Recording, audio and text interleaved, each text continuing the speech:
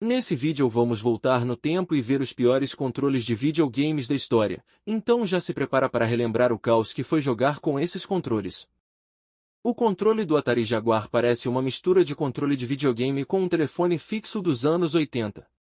Ele tem 3 botões principais, A, B e C, dispostos em linha reta no topo, além de um enorme teclado numérico com 12 botões, ocupando praticamente metade do controle. Ele também tinha espaço para colocar overlays, pedaços de papel que indicavam as funções dos botões, como se isso fosse resolver alguma coisa. Por que é péssimo? O controle é gigante, desajeitado e desconfortável. O teclado numérico era inútil para a maioria dos jogos e só estava lá porque parecia inovador na época. Os botões principais tinham um posicionamento estranho, difícil de alcançar. Simplesmente horrível de segurar e pior ainda de jogar. Nintendo 64. O controle mais controverso da Nintendo. Tem 3 alças, sendo que você só consegue segurar 2 de cada vez. No centro, fica o analógico, com o botão Z na parte de trás, tipo um gatilho. À esquerda, fica o D-pad, e à direita estão os botões A, B, C e os botões L e R.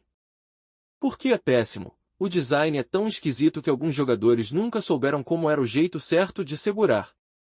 Muitos jogos forçavam o uso do analógico, mas o botão direcional ficava totalmente fora de alcance. Além disso, o analógico era feito de plástico duro, desgastava fácil, ficava frouxo e quebrava com o tempo. Parecia que o controle tinha sido projetado por 3 engenheiros que não se falaram durante o projeto. Sega Dreamcast. O controle do Dreamcast é grande, pesado e meio desajeitado. Ele possui um formato quadrado arredondado, um direcional digital, 4 botões de face, A, B, X, Y, e 2 gatilhos analógicos. O diferencial era a entrada para o VMU, uma telinha de LCD destacável que mostrava informações extras dos jogos. Por que é péssimo? O controle parecia legal visualmente, mas na prática era desconfortável. Os gatilhos eram macios demais e sem resposta precisa.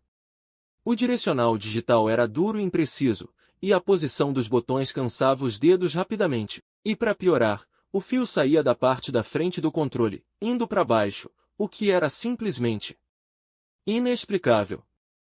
Steam Controller. O Steam Controller parecia uma tentativa de misturar mouse, teclado e controle em uma coisa só. Ao invés de um D-pad segundo analógico, ele tem 2 grandes trackpads sensíveis ao toque, além de botões frontais e traseiros programáveis. Por que é péssimo? A ideia era promissora, mas a execução foi um fracasso. Jogadores de console não conseguiam se adaptar, e quem joga no PC achava estranho demais.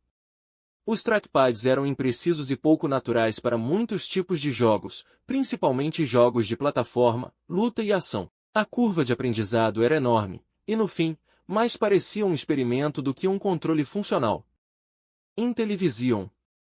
Descrição completa. Esse controle parecia qualquer coisa, menos um controle de videogame. Era um bloco retangular com um disco prateado giratório, que servia como direcional, na parte inferior e um teclado numérico com 12 botões no centro. Também tinha 2 botões laterais de cada lado, usados como ação. Por que é péssimo? O disco direcional era completamente impreciso e escorregadio. Os botões laterais exigiam fazer uma pinça desconfortável para jogar. E o teclado? Bom, quase nunca ajudava na experiência. Jogar com isso parecia operar um rádio antigo ou um controle remoto de central telefônica. ColecoVision. O controle do ColecoVision segue a mesma ideia bizarra do Intellivision, um bloco quadrado, com um disco direcional e um teclado numérico de 12 botões no meio. Também possuía 2 botões laterais. Por que é péssimo? O direcional era mais uma vez um disco, que além de ser desconfortável, era muito impreciso. Os botões laterais eram pequenos e duros, e o teclado era inútil na maioria dos jogos. Além de tudo, o controle parecia frágil e desconfortável, parecia que você estava jogando videogame segurando um tijolo. Ouya Controller. O Ouya tentou ser um console de baixo custo com Android, e seu controle parecia uma cópia barata do controle do Xbox 360, mas com um design mais quadrado e futurista.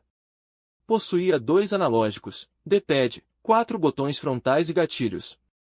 Por que é péssimo? O acabamento era horrível. Os botões ficavam presos na carcaça, principalmente os botões Shy. O D-pad tinha uma precisão quase inexistente, os analógicos eram duros e com dead zone gigantesca. E ainda tinha input lag, o atraso entre apertar e a ação acontecer na tela. Era tão ruim que atrapalhava até os jogos mais simples, como plataforma 2D. Power Glove, NES. Uma luva futurista que prometia controlar os jogos com movimentos das mãos. Ela vinha cheia de sensores, botões no braço e teclas numéricas. Por que é péssimo? Funcionava mal. Ponto. A detecção de movimentos era horrível e praticamente imprestável. Você passava mais tempo brigando com a luva do que jogando. Só funcionava razoavelmente bem em 2 ou 3 jogos, e mesmo assim, de forma capenga. Virou o símbolo de propaganda enganosa da indústria. Amiga CD32 Controller. Descrição completa. Parecia um controle pirata de Super Nintendo, só que piorado. Tinha um direcional, 3 botões de ação na frente e 2 botões no topo. Por que é péssimo? Plástico barato, direcional duro, botões que pareciam de brinquedo e uma ergonomia completamente errada. Jogar com isso parecia castigo. Era um controle desconfortável, pouco responsivo e com qualidade de construção tenebrosa. Philips CDI Controller. O controle parecia literalmente um controle remoto de TV dos anos 90, com botões pequenos e mal posicionados. Alguns modelos eram ainda piores, parecendo controles de DVD portáteis. Por que é péssimo? Zero ergonomia, resposta lenta, comandos imprecisos e péssima pegada. Jogar Zelda CDI ou Hotel Mario com isso era um sofrimento, o que ajudou a enterrar ainda mais a reputação desse console desastroso. E se você assistiu até aqui, comenta aí qual o seu controle favorito.